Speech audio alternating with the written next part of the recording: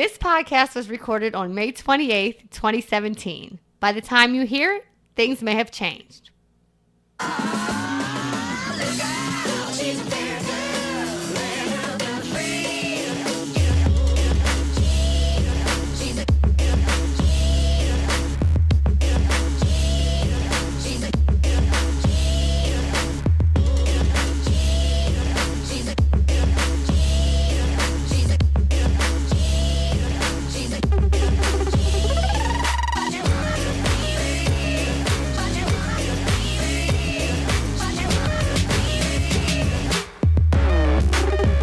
Welcome to Black Women Talk Politics. I'm Sheila Clark. I am Sabria Williams. And we are joined by Leslie Jones. Welcome, Leslie. Thank you. So, it's been quite a busy week. Yes, it's been sort of sad. I mean, I feel like the tenor of the show is going to be sort of somber, I feel, at least in our opening. And hopefully we'll close it on a higher note.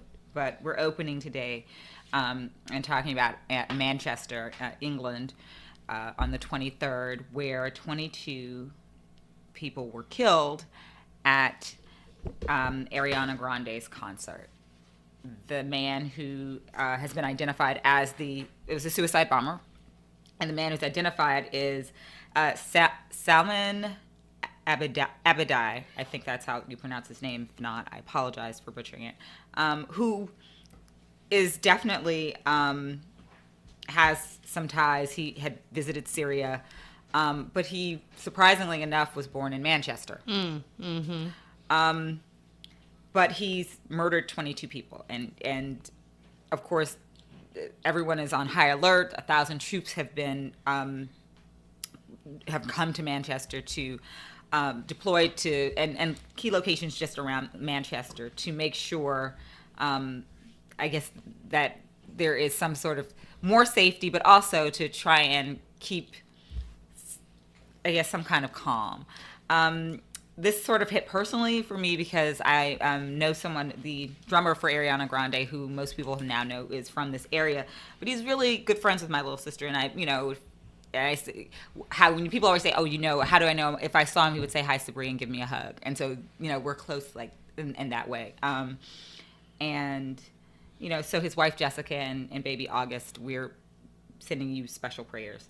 But I feel like this was, it's sad because these were teenagers. Right, her demographic is 15 I don't to 24. think I even knew who Ariana Grande was until my son was like, "Have you ever watched Sam and Cat?" Right. And I'm like, no who? need for you to know. What? You know what I mean? And like it was 8 children that were killed. Like Kids' Choice Awards. Yeah. I mean, it was 8 children that were killed. It was mothers picking up their children, grandmothers picking up their children. I mean, so when you think about just the callousness of... And it was strategic. He was waiting at where the exit was. He wanted the most casualties that he could get. Yeah, I mean, of course, our thoughts go out to all the families of the victims and all of the families of people that survived the attack and now have to live with this as a backdrop to... And Manchester as a whole, because I'm sure the whole community, if you lose 22 people in your community, that's a loss. Yeah, and like you said, it's been a week of loss. A week.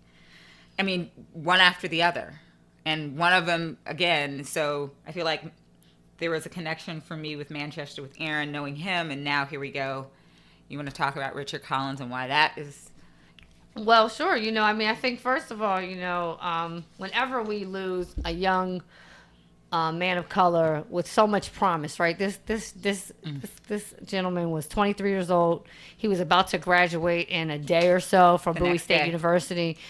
He and his friends were hanging at University of Maryland, where Sabri and I both went to school, right? We've been in front of that building numerous times. And doing the exact same thing. Right, waiting for a ride, hanging with your friends, 3 a.m. in the morning, celebrating you're about to graduate.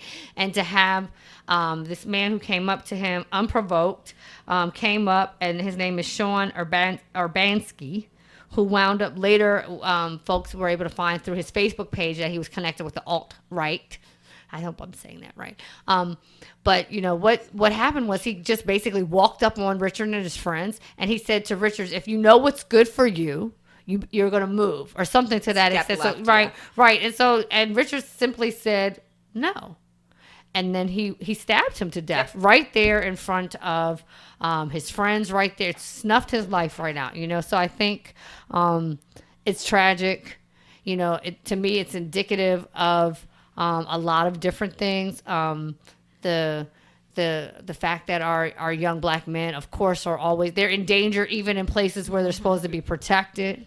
When they do the wrong things, they're in danger. When they do the right things, they're in danger. There is a high cost of being a black man in this country, or boy. I think we have to. Again, I hate it when I say man. I mean, in 22, yes, he's an adult, but we know we were 22. It's far from being your full grown man self. I would still. I might have a nephew who turned 23 on Thursday, and he is still a young man. And I feel like we need to call this what this is. These are young boys and men, not grown-ups. Not that it would matter, but I feel like when they're looked at as men, it's easier for people to swallow when they're gone. And for me, just looking at the tenor of the dialogue that's happening here when we're talking about politics, when we're talking about this extremism, and folks normalizing that, having people right next to our president, whether they're Steve Bannon, who is a special advisor, whether they're the guy Kobach that we talked about last week, who was part of the whole voter integrity commission. I mean, these are extremists. These are white supremacists who have now been allowed to have permission. Right, they get permission. They get responsibilities with authority and power. And so then, of course, I bet you Sean Urbanski thoroughly expected and expects to get off, just like the cops do, just like Donald Trump does, just like all these other people that spew this hate. It's been told that you will be taken care of. Or even if he doesn't, to feel like you have you're empowered, so empowered that you can do this because of your affiliation, because you believe your birthright is better than me.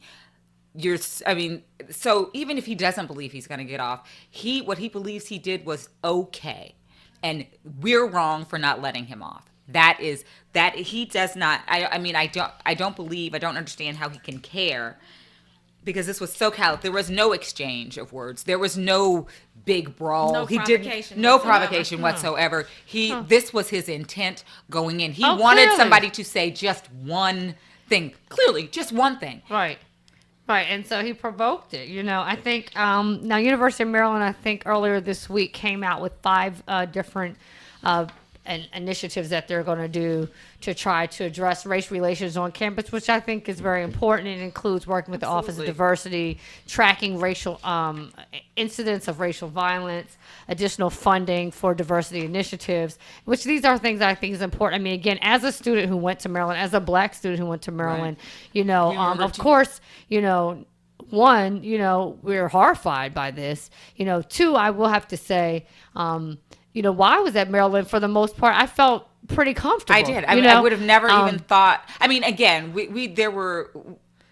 Clearly we knew we were the minority on campus, but I think it's quite never shocking. Felt fear. Yeah, and especially to many of us who are promoting University of Maryland to our own children. It's really important that Maryland gets this right.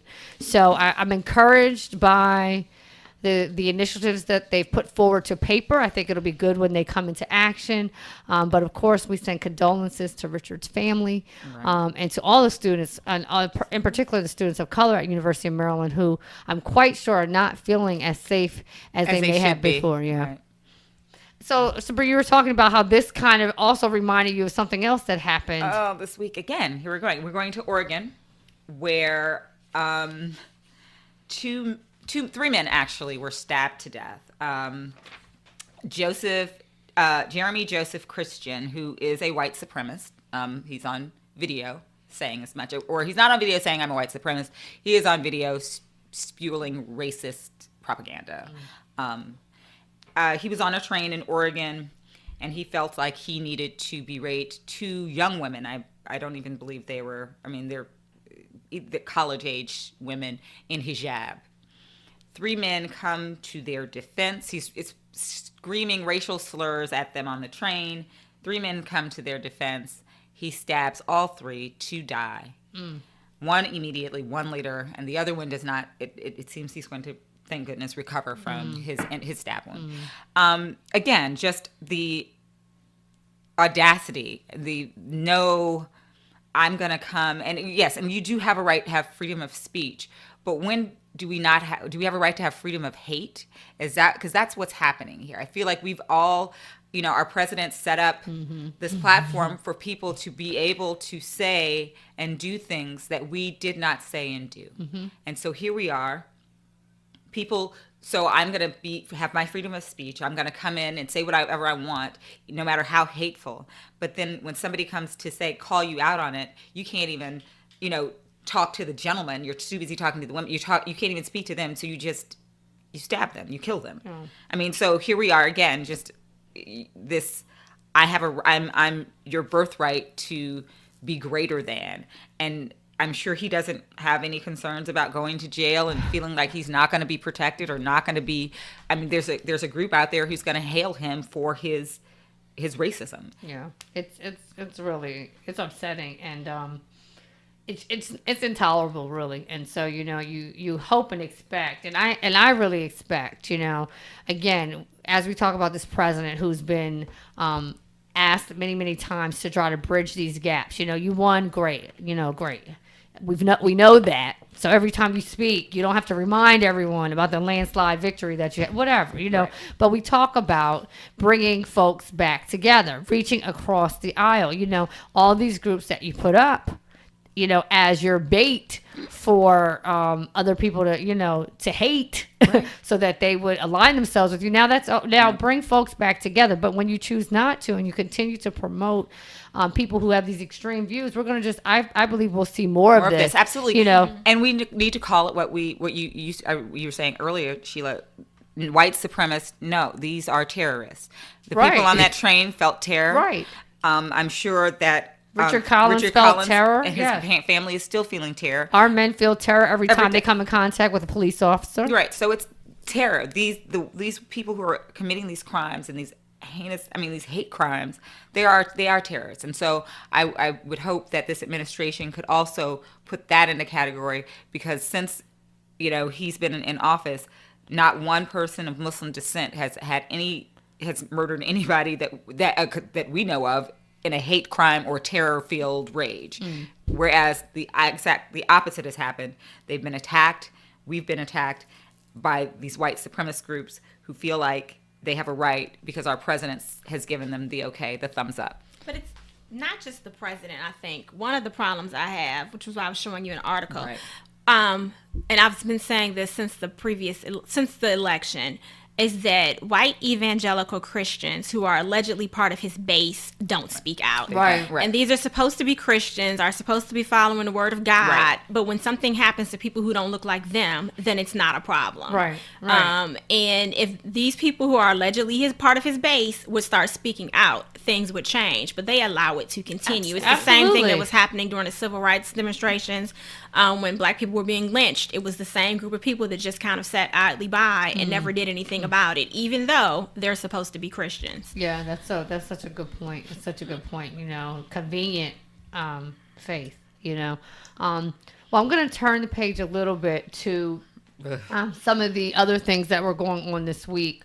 Just want to make sure everybody knows the Russia investigation is still going on. Full swing, right? It's still happening. Yeah. So this is going to be one of those things that go on for quite some time. Ever evolving. Right now, coming to center stage is Jared Kushner.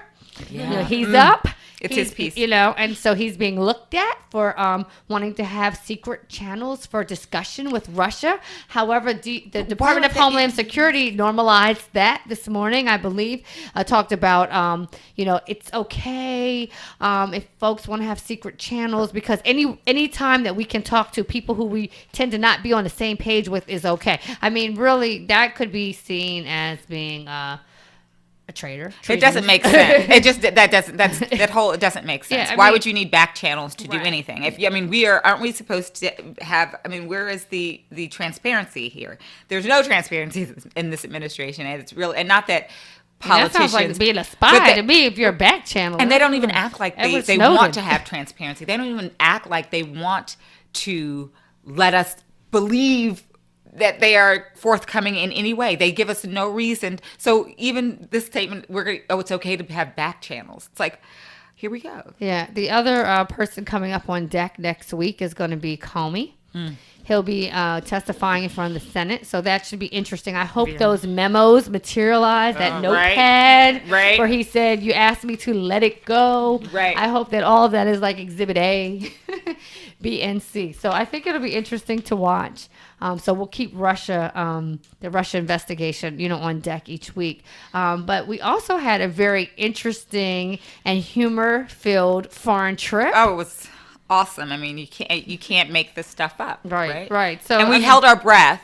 And so because he didn't totally fall on his face and totally like start World War III, it was okay. Yeah. So that's where the bar is. That's what they said. He didn't mess up. That's where the bar is. He really tweeted a lot less, though. That's one of the things that people say. I think they took his Twitter handle from him. Had to. I think they just shut it down. Well, because he couldn't be there and say something crazy because then it really would have been the end of the foreign trip. Right. So, he probably tweeted like next to none. I saw he tweeted when he came back. Right. Trip was a success. Right. Yeah. Because he came back in one piece. And so what joke do we start with first on this trip? We had so much. Not a joke, but the Saudi Arabia where he was, he was talking, he dropped his Islamic rhetoric, right? So all of this talk during the campaign about, how horrible Muslims and Islam are. I mean, his quote was, Islam is one of the world's greatest faiths. Right. That is a quote from 45. Right. Previously, Islam was the biggest threat, right? To our, we what is it? What he said? He said that he wants partnerships between us and Muslims and the Muslim world built on tolerance and respect for each other. This coming from a man even who just has a ban on people coming in because they are Muslims. Well, clearly he didn't write his own speech because just the level of the grade level of the words that were utilized in the speech lets you know, really, really big. Really, really big, right? Evil losers, right? That's so he clearly had he had a speech writer and somebody who must have let him know that this must be said. You cannot deviate. You are in Saudi Arabia. You want to leave. Keep it on message. But it's just so hypocritical, and I feel and I hope that the people of Saudi Arabia and the world are listening. And when I say listening, I mean really listening to his double dutching. And for every woman in this room, they know exactly what I mean. Figuratively, double dutching back and forth with his language, and to know that he should not be trusted. I don't know. So that was Saudi Arabia, which it saddened me just to hear him speak, and I was sad that he was even allowed to come. But whatever. And then he commences or decides that he needs to be in front of the NATO leaders. Oh, the infamous shove. I saw that shove in so many different ways, whether it was on the comedy shows or on the news. Like everybody was like, the Prime Minister of Montenegro. Right. What I was mad about more so than the shove was that he didn't get shoved back. Or even addressed, like, hey, I don't understand. Grown man.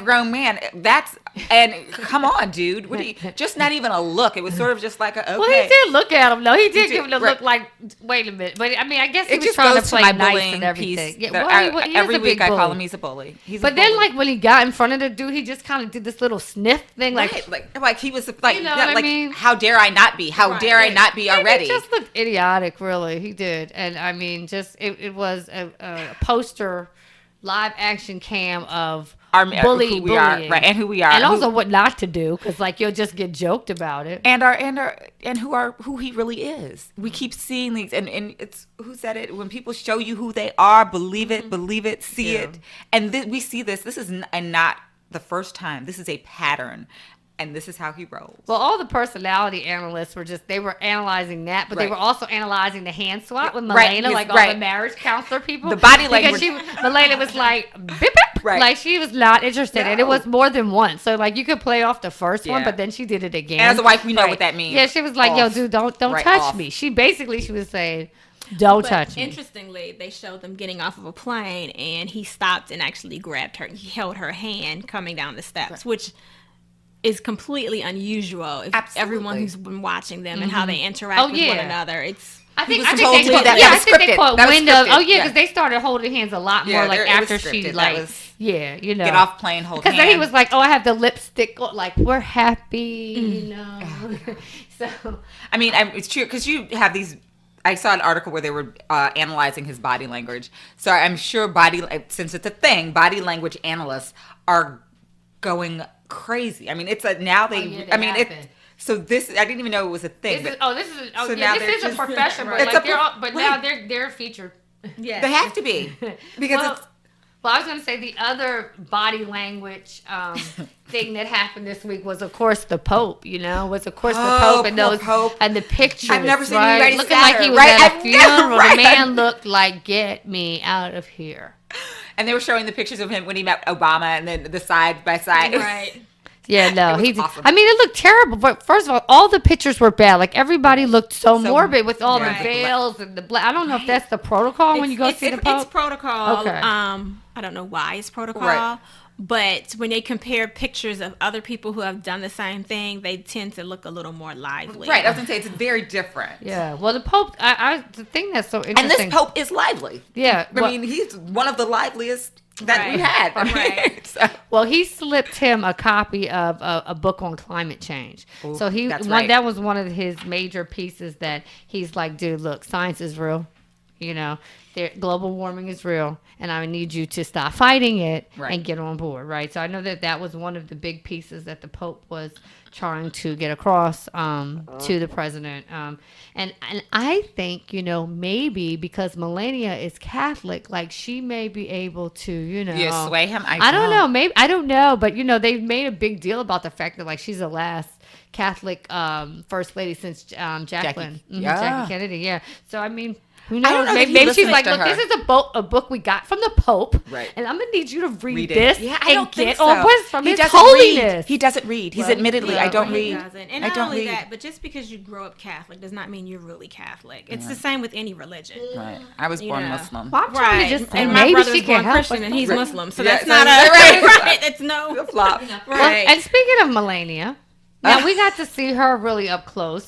Did. And it was interesting. I don't really like her, but I did like the fact that she swatted his hands. I was like, do. okay. Yeah, I was in with that. You know, I know her fashion. We're going to talk a little bit about her fashion. Yes. You know, I will say, you know, to be diplomatic, she looked nice.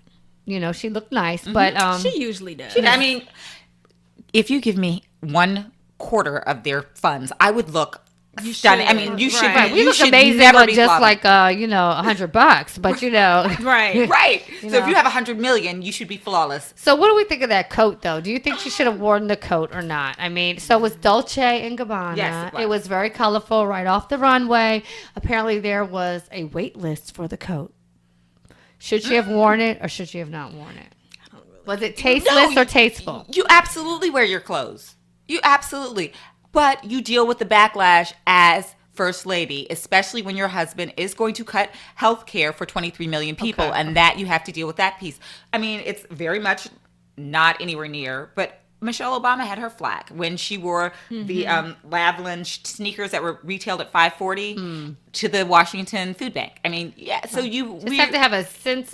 You have do. to be sensitive. Yeah. But they said even Nancy Reagan wore like a $36,000 Yes. jacket, but she Right. got titled Queen Nancy. I mean, Right. I do think there's some. I mean, they are so wealthy Right. that they are so out of touch. Right. Like to them, a $51,000 jacket. It's like It's what nothing. Oprah said. Whatever she said was $25 to her. Like Right. $1,000 is $25 Right. or whatever. So I mean, but still, you are the leader of the American people. Most will never see. Only 1% will see the level of Right, I wealth was that gonna you say, have. So yeah. there's something to be said. And you for- wanna be relatable. Yeah, and I mean, and overall, like, so I'm not gonna like let this be the end all be all. Okay, she wore the coat, but I just hope her people give her some feedback, Right. So that you know. Well, she can do a Michelle, right? Because Michelle then started wearing a lot of Target and just J. little Crew, known yeah. designers. Right. So she became Jason Wu became, she became his muse, and so designer, but okay, not the designer. Right. Let me help somebody Because get. someone might want to dress like you, Absolutely. right? Because you're And the it's- first and lady, it's and impossible. let them be able to be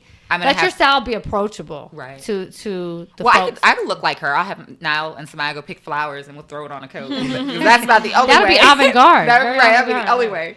All right. Well, speaking of, healthcare, because you talked about, $51,000 code or $50,000, whatever it was, versus 23 million people that won't have health insurance. So the CBO score came out this week, and so now we have a lot of backpedaling and excuse making, right? We have Republicans that are like, oh my gosh, I would have never voted for this. I'm so like. Apparently, the head of the House Freedom Caucus was on one of these shows this week with like eyes welling with tears about how if he would have known that elderly people would pay more, that it would cost $1,000 more to have a baby, that that 1 out of 6 states or whatever the stat was would decide to go for not having pre-existing conditions as a part of their insurance package because it's cheaper. I mean, which to me that was not rocket science. So I mean, who's not going to go for? People do this stuff. That's why they put it there. If no one was going to go for it, wouldn't have written it in. So we have a lot of backpedaling now. And so what happens next, I guess, is the Senate takes a crack at it. Yeah. And I mean, it's not going to go through the Senate. I mean, but my problem is with these people who are now, backpedaling and eyes welling. It's like you didn't care to know. You thought it was going to be able to eke through. You thought you were going to, get your win. And so I'm not sympathetic to you now being sympathetic to us. Yeah, no, it's called hypocrisy. I'm not going to make you feel better about, Yeah, right. Or stupidness. I mean, again, we said this last week. Who is going to put their credit card up? Right. And you don't know how much you're paying. Exactly. It doesn't have, nobody's doing sense. that. Nobody's doing that. So, I mean, it was one of those things where it was more important for people to say they did something than for the something that they did to be of value and be right. And that's how we're here with Trump. Because it was so important for people to do something, win, the Republicans, in my opinion, so that they allowed him to be in office. It was more important for them to win at any cost and have somebody totally amoral in the office than it was for them to really think about the American people. And so that's where we are with the health care bill and a lot of other pieces to this puzzle. The budget, I mean, anywhere you look, it's more important for you to not really look out for the American people, us, regular folks, than it is, for you to, I guess, be in his pocket. And I think the budget that they've put out is just a full-blown assault on poor people. And I mean, all of this is an assault on poor people because even with the health care, who's going to win? The tax cuts are for the richest. I mean, the whole budget, everything he's put out, it's just been, whether it's healthcare, education. We're talking about cutting food stamp benefits. We're talking about cutting other types of home ownership programs. I mean, all these things so that we can create tax savings for the most wealthy. Wealthy investors. So, that's what it is. I mean, we could go on and on and on, and we're going to transition soon. But I guess one of the last most interesting things I think that happened this week was that we might have won Clarence Thomas over. And after this is, I mean, 5 years. I mean, it seems almost we got one vote out. Ridiculous, right? That I'm saying that because I feel like Ben Carson is the new Clarence Thomas in a way, but he is. He's trying to be. I don't know. I guess that's maybe that's messed up to say, but Clarence, let me dap you up. Let me just acknowledge you for the vote that you made, breaking the tie when it talked about North Carolina's redistricting. There was a race that was utilized in trying to redistrict the voting areas there. And so basically, you can redistrict based on party affiliation. Right. So, if there's too many Democrats or Republicans or what have you, you can balance it out. Switch it around. And that's part of what states are allowed to do. But you cannot use race as the method for which you create the redistribution. And basically, there were different types of things that were happening where they were trying to find out how many black people lived here, how many black people went to this school. And then trying to create this map. And my understanding of the map was when you looked at it, it didn't even make sense. No. It was like a little bit here and a little bit here and a little bit there. I saw one of the maps that they had, and I was just like, this is interesting. And I'm not supposed to understand it, but I really didn't understand it. It was like, this is... Because it wasn't logical, right? And so Clarence Thomas voted along with other justices, including Eleanor Kagan and others, that North Carolina violated the Constitution and did use race as a indicator for the their redistricting, and it was unconstitutional, Well, and good it job. struck it down. So, Good Clarence Thomas, we are glad you have finally come over, at least on this point. Yeah. And And they're setting a precedence because they're, North Carolina's not the only one. We have this also in Alabama and Virginia. So if it's been struck down here, hopefully we can also get it in those places as well. I mean, and that's big. It's huge. Yeah, absolutely. So we were really excited to see that. And, we need wins, so that was a win. And there was also a win, I think, with the travel ban this week. There was some pieces of that was as well. It was ruled unconstitutional. Yeah. Absolutely. Still ruled again that So- no travel ban. So- So, I mean, yay for Those us. are the good news pieces from the week. So we're going to move into talking a little bit about HBCUs. Last time we talked, we were talking about K through 12 Right. and how the K through 12 education cuts were impacting particularly public education. And so today we're And going poor to talk. people. Right. Today we're going to talk about HBCUs, and we've brought with us Leslie Jones. Leslie is the founder and director of the 107, which is an organization founded to positively promote historically black colleges and universities. And Leslie's organization, the 107, uses social media and a website to tell the histories of HBCUs. It highlights current news stories and shares the accomplishments of alumni. Her website, which is www.the100-7.org, also includes rankings of the HBCUs and the only online searchable database of academic offerings.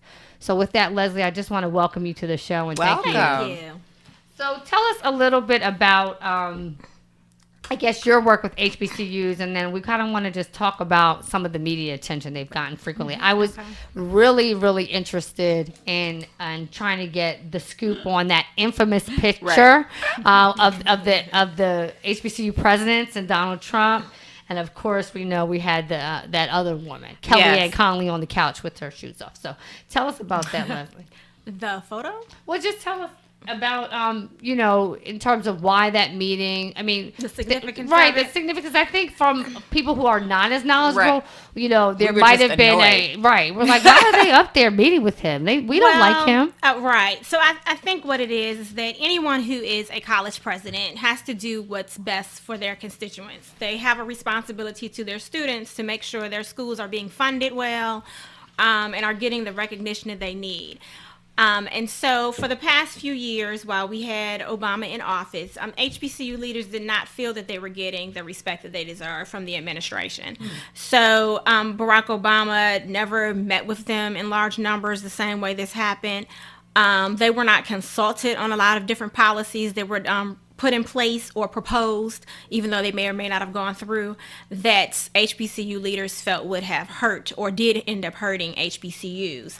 So from my perspective and from reading comments and different things that HBCU leaders said about it, was basically, we're going to go, we're going to see what he has to say, and that's it. They didn't necessarily anticipate that there was going to be some great boom of funding coming through.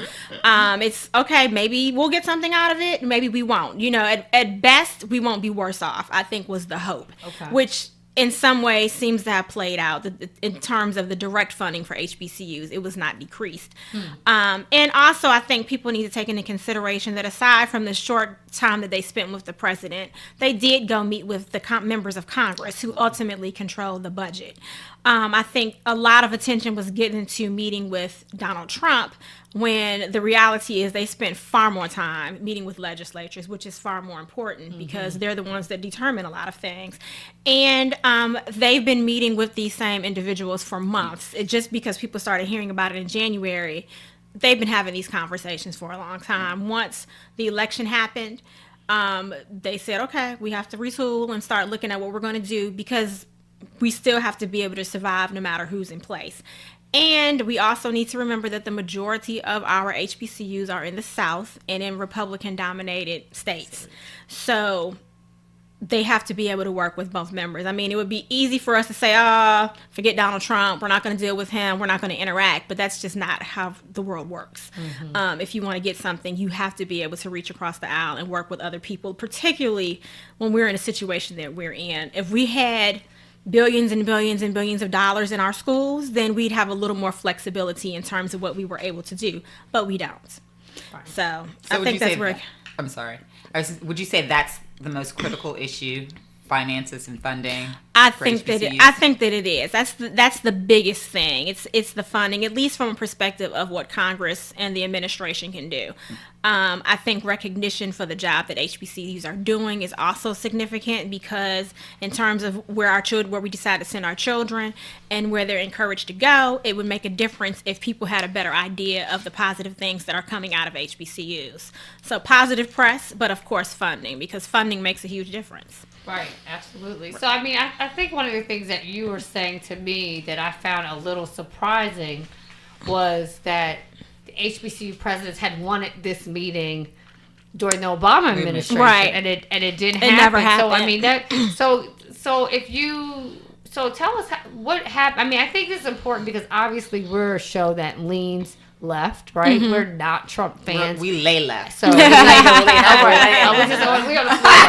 No, but I mean, I do think that sometimes we idolize Obama, as if he did everything that we wanted him to do for Black people. Right. And so I found it kind of interesting in terms of, so you say that the college presidents saw this as an opportunity. Right, it's an opportunity because, again, during the previous 8 years, there was not a lot of contact between the HBCU presidents and Obama. Of course, Howard's president met with him because he came and spoke at Howard's commencement. Obviously, Morehouse's president, met with him because he spoke at Morehouse. So he spoke at a few HBCUs. And then, of course, during the campaign, he did a tour of a lot of HBCUs. But in terms of actually implementing policy and working with the leadership of HBCUs or the organizations that support them, like NAFIO or the Thurgood Marshall College Fund or UNCF, there wasn't as much contact as they would have liked, and there certainly wasn't the consultation given in terms of developing policies, whether it be on Pell Grants or loans or anything like that. They weren't consulted. Hampton's president, Dr. Harvey, has been quoted several times as saying things that he just was not pleased with how they were treated, not having the opportunity to actually sit down and have a conversation with him regarding what's going on with HBCUs. So, yeah, there were a lot of issues that happened during the Obama administration. I think for those of us, we support the Obamas for a wide variety of reasons. But they're not all necessarily policy-driven reasons. Right.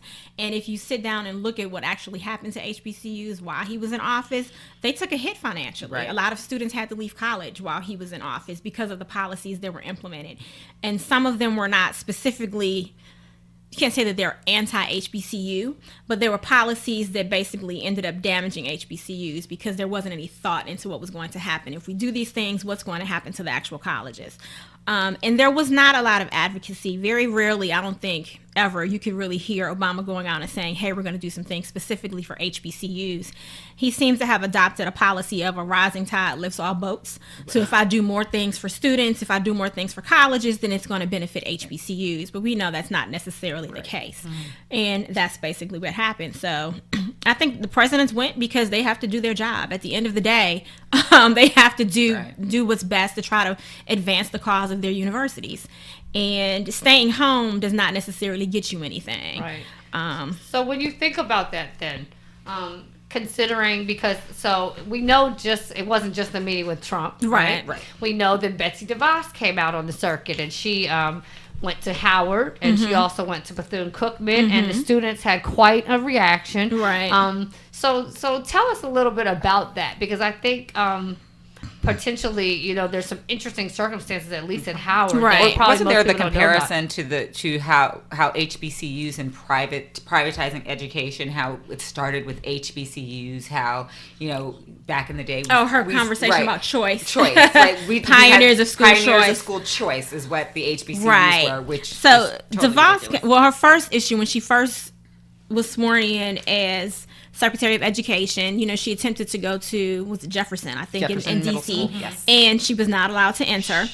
And then the next we see is a photo of her and the president of Howard University on campus with the little notes, letting people know that she was on campus.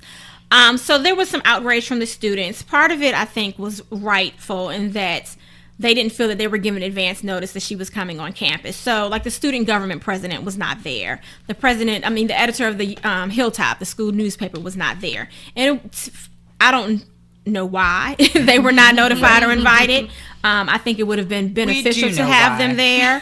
But in general, but there were other students there. It's just those students were not there.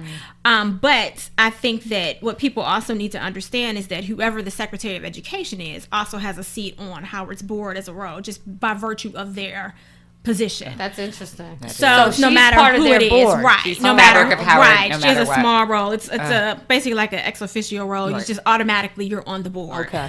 So it's not as if she's going to necessarily have more sway than anyone else, but we can't come out and say, or you can't come out and say, as students, we don't want this person on our campus because they automatically have a role on place. campus. And I'm a person who strongly believes that we have rules and bylaws for a reason. And when we start to shift them because we don't like something about it without looking at all the repercussions and following the proper procedure, then we can end up with a big mess. So whether you like the person who's there or not, it is what it is. And we have to work from there. Also, in terms of DeVos, and we're really in Trump as well, I don't think Right. either one of them have any idea about HBCUs to begin with. No, I agree. So I don't know Betsy DeVos from a can of paint. She might be the type of person that you can have a conversation with, and maybe she can be persuaded one way or the other. I have no clue. My assumption is that that's the takeaway that some people have had of her. So maybe she can be persuaded to That's good to hear. lean a little bit more towards giving HBCU something. Maybe she can't. Who knows? But you don't know until you try. Right. So you try, and if you don't get what you want, then at least you know that you tried, and Right. then you move on from there. In terms of her being on the campus of Bethune-Cookman, it was very interesting to watch how the whole thing played out. I personally believe it was blown out of proportion all the way around, from the media to everyone.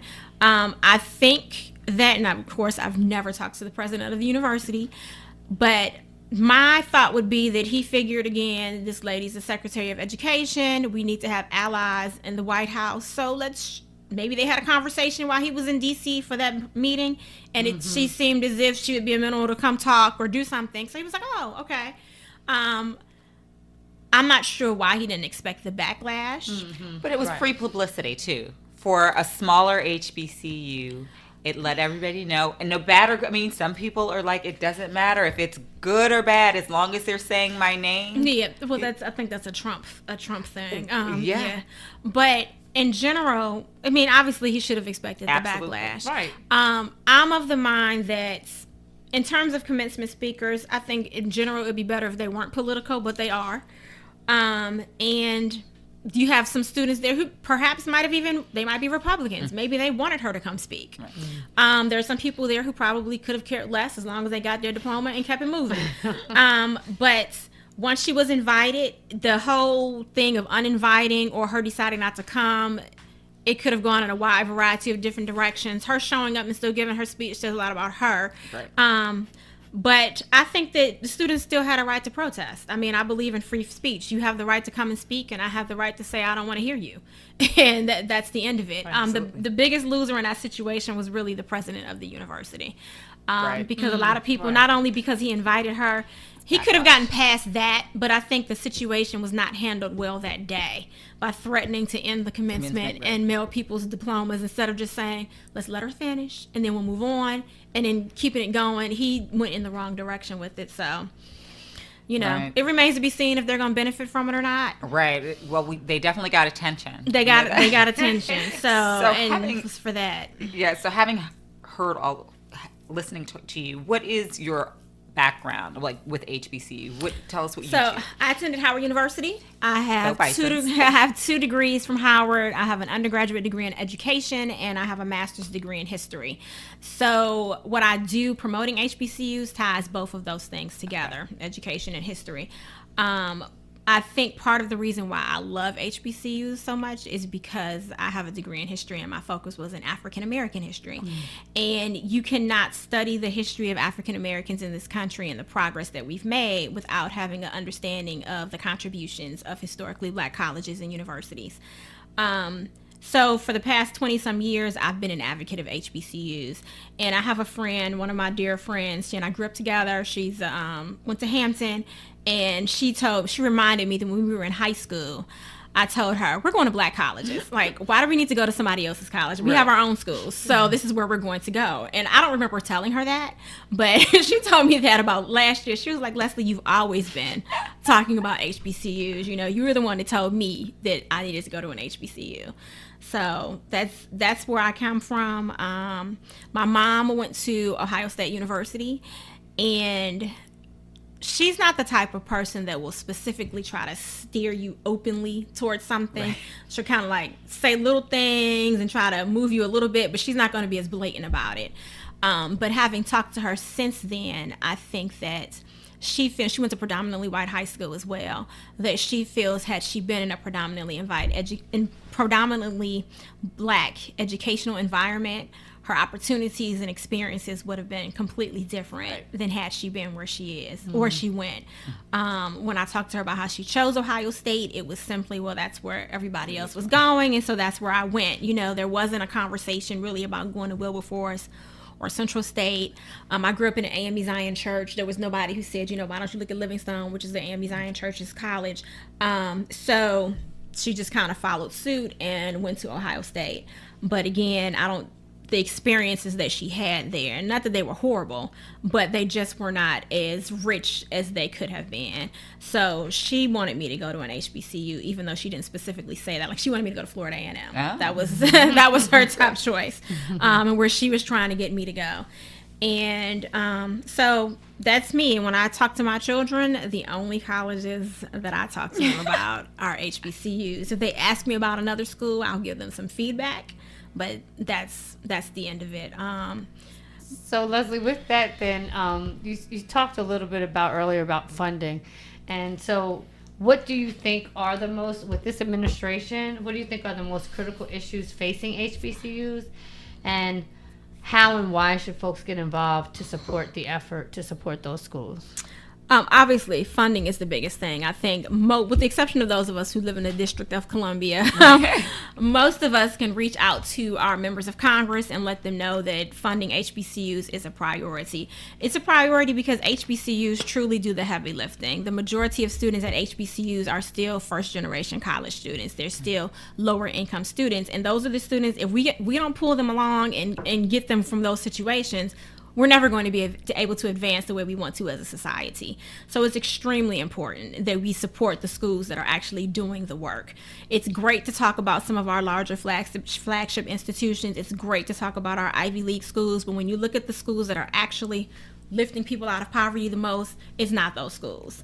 There was a study recently that looked at the schools in North Carolina, and the schools that they showed that were doing the best job of lifting schools out of poverty were the state-funded HBCUs in North Carolina. And then beyond that, when you look at the private schools in North Carolina, where you have a Duke or Wake Forest, the schools that were doing the best job of lifting students out of poverty were the private HBCUs. So they're doing the job that they're supposed to do. They could do a much better job of it, and the reason that they're not doing as good as they could is largely because of money. You have students who leave college, they don't finish their degrees because they don't have the money to stay there.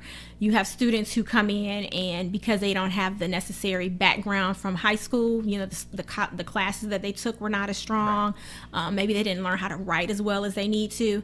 Those services could be provided for them at the school so they could get them out if there was money for those students.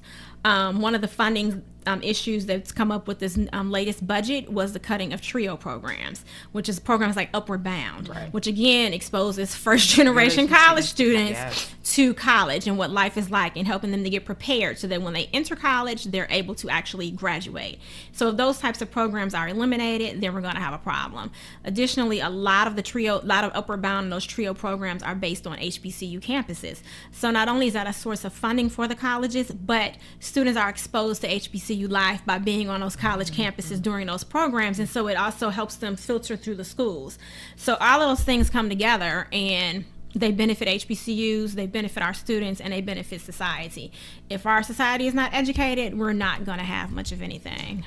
Right. Absolutely. That's awesome. Thank you, Leslie, for sharing that. I think you. that is it just ties so nicely with why education is so important, whether it's K through 12 or post-secondary, and why we need to support our, like you said when we were talking before the show, schools that were made for us, with us in mind, you know, that are interested. a lot of our kids will feel comfortable because they look like their communities. And so for a first generation, somebody who has no clue, with their mama who has no clue, everybody's comfortable and they learn and they thrive, and then they can go out into the world. So I think that, absolutely. Yeah. Right. And there's been having worked in elementary education and just K through 12, there's a lot of information out there about the significance of having teachers who look like you.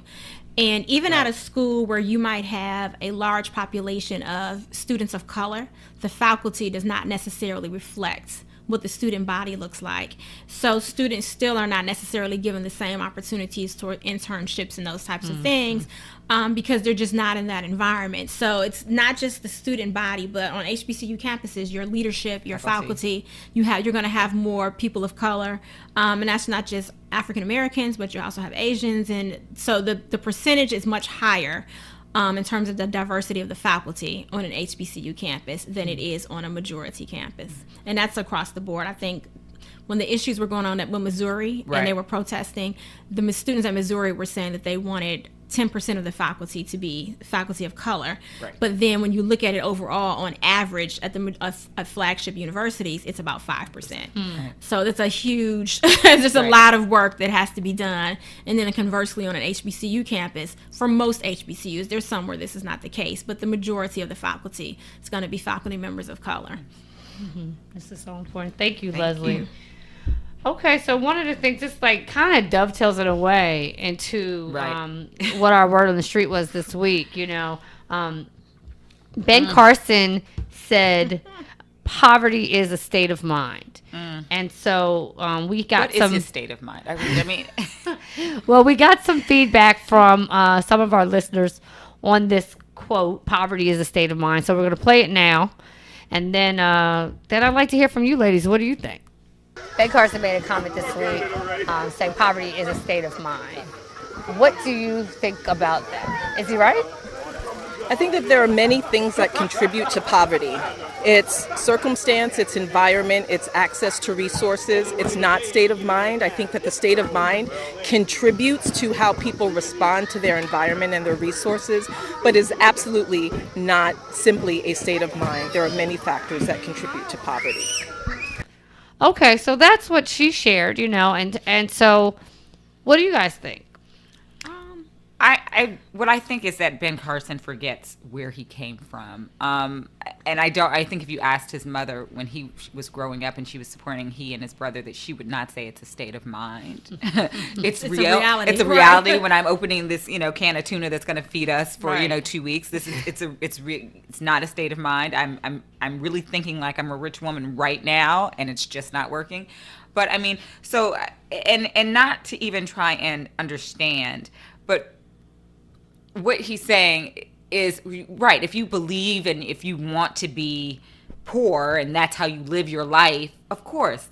But everybody who is poor, it does not think that does not believe that, and most don't. You have those people. They're not asking for anything. Most people who are poor don't want to be poor, and they are constantly thinking about how they could be in a different situation. So there's a constant state of mind about how do I get out of this situation. Right. So it just speaks to who he is, and it speaks to a lot of things that he says that don't make a lot of sense. Well, it is a very arrogant statement, what I mean? Just that, your mind should be strong enough to pull you out of this situation when we know that children who are exposed to poverty who are living in poverty are also exposed to multiple traumatic incidents like community violence. Right. Oftentimes, just the pain of not eating properly, inadequate medical care. We're talking not about knowing usually you're going to sleep, not knowing. There are so many factors, social factors that are.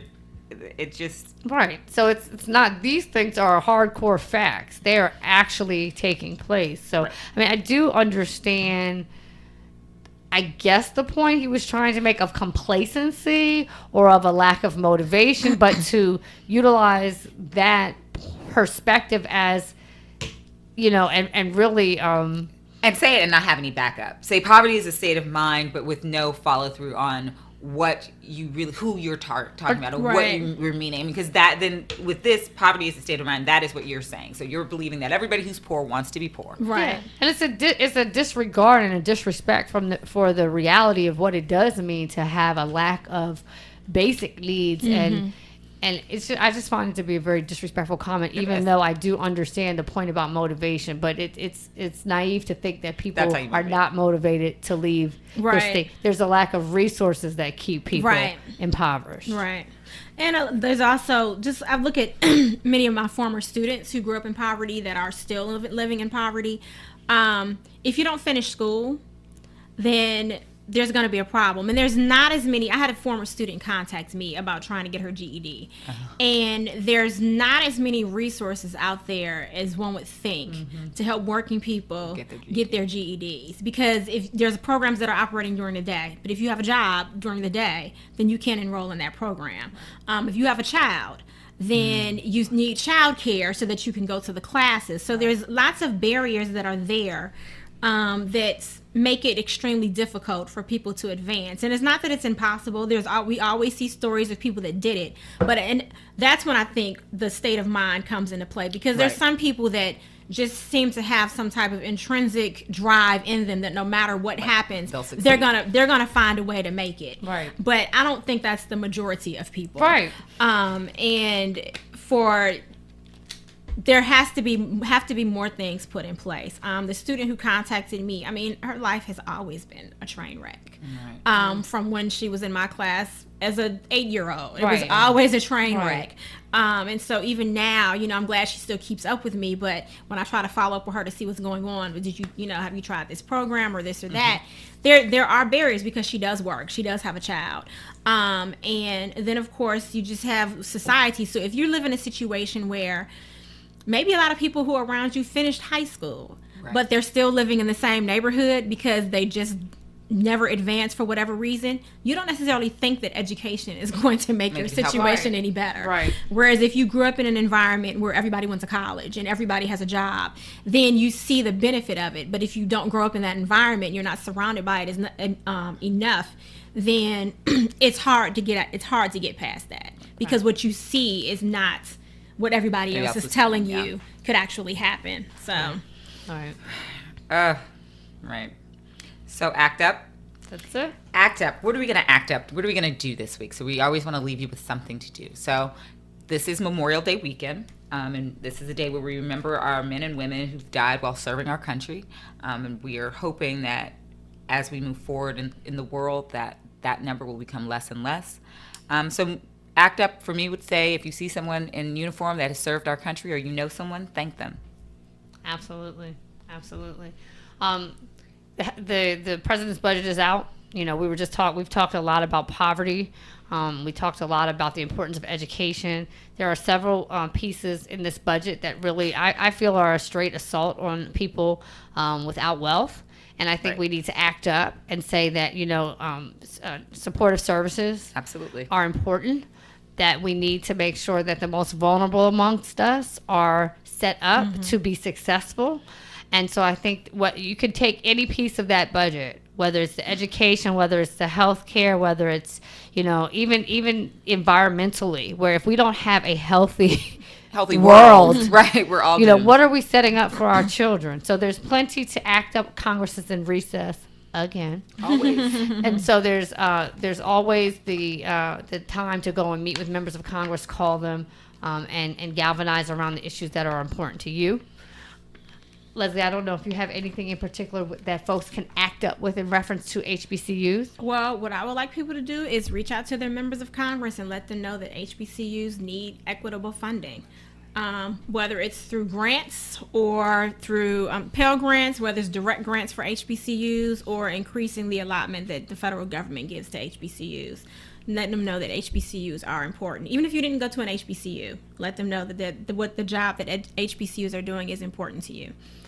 Very good. Well, I'd just like to thank Leslie Jones again for coming out with us. Thank you. I'm going to repeat her website for all of you guys who want to check it out. It's www.the100, spelled out HUNDRED -7, spelled out SEVEN.org. So please check out the 107 and find out more about how you can support HBCUs. We want to just thank everyone for their service this Memorial Day weekend. Sabria, thank you. Thank you, Sheila. I'd like to say a shout out to our producer, Lamont Clark. Shout out to Lamont Clark. All right. Until next time, this is Black Women Talk Politics.